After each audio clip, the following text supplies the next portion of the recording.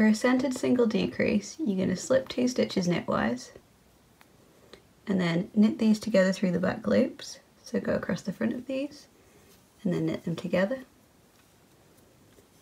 Now looking at that stitch we just knit together, you can see the top loop and the bottom loop there. And just go into this bottom one. And then where you have this new loop that we just added and the next stitch, we're going to knit these 2 together.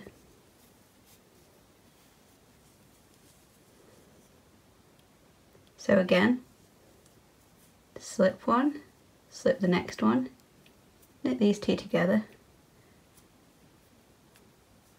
through the back loops.